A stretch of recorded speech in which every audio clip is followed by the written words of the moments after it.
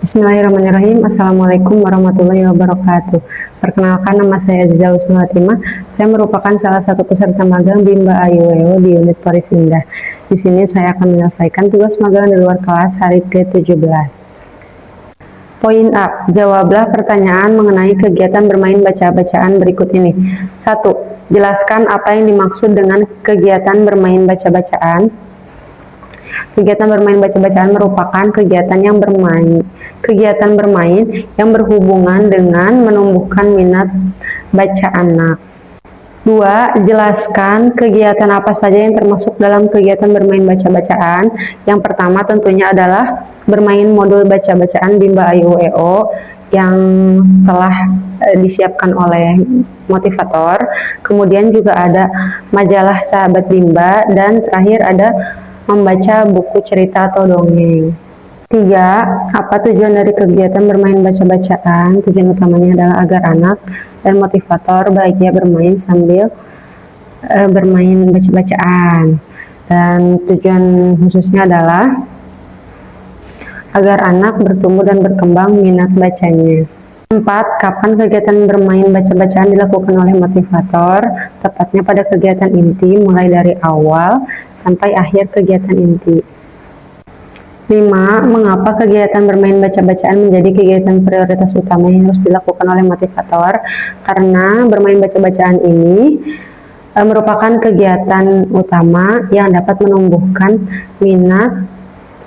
kembangkan minat baca anak pada anak yang secara lebih cepat.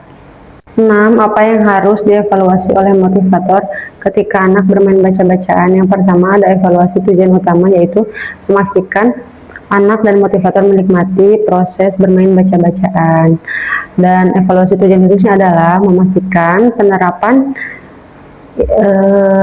bermain baca-bacaan ini mendominasi atau durasi bermain baca-bacaannya semakin banyak atau semakin meningkat. 7. Bagaimana cara menerapkan kegiatan bermain baca-bacaan bersama anak? Tentunya kegiatan ini dilakukan secara menyenangkan dan dengan cara yang menyenangkan. Bisa dengan memanfaatkan modul bacaan, ataupun majalah, ataupun modul pelangi, dan bisa juga dengan buku cerita atau buku dongeng. 8. Apa dampaknya jika motivator tidak menerapkan permainan baca-bacaan?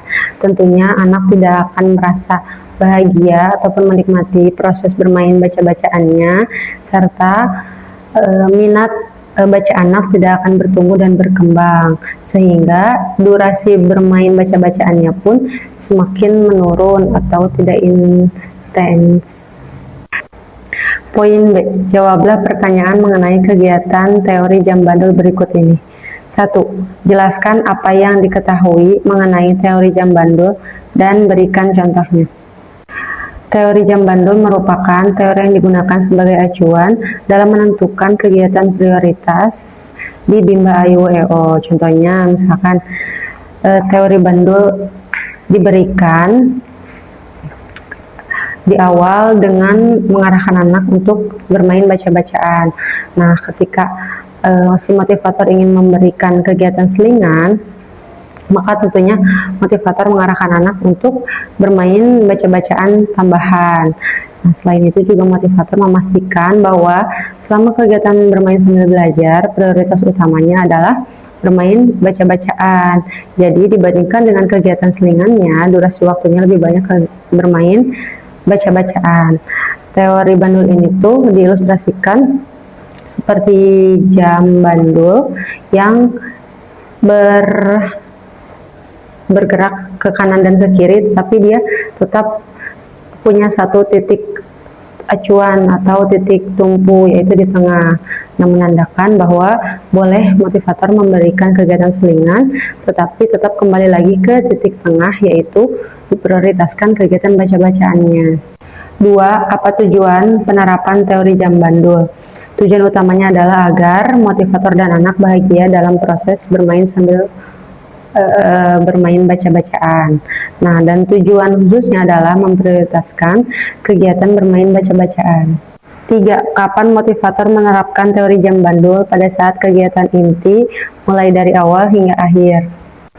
4. Bagaimana cara menerapkan teori jam bandul? Pertama, anak dapat diarahkan untuk bermain baca-bacaan bersama, kemudian diselingi dengan kegiatan lain seperti bermain tulis, kemudian matematika, atau menggambar atau mewarnai. Akan tetapi, tetap diprioritaskan utamanya adalah bermain baca-bacaan. Kemudian, di setiap kegiatan selingan juga anak tetap diarahkan untuk bermain baca-bacaan.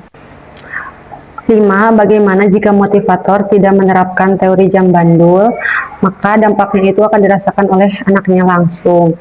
Dan tentunya tujuan utama dan tujuan khusus dari teori bandul ini tidak akan terpenuhi, yaitu anak dan motivator tidak bahagia selama proses bermain baca-bacaan. Selain itu juga kegiatan prioritas dari kegiatan ini adalah bukan bermain baca-bacaan. Jadi durasi untuk anak bermain baca-bacaannya pun semakin sedikit atau berkurang. 6. Apa dampaknya jika motivator tidak menerapkan teori jam bandul? Tentunya anak tidak akan berkembang dan bertumbuh minat bacanya. Cukup sekian yang dapat saya sampaikan, kurang lebihnya saya memohon maaf apabila ada kesalahan. Mohon koreksi pengarahan dan penguatannya. Terima kasih. Wassalamualaikum warahmatullahi wabarakatuh.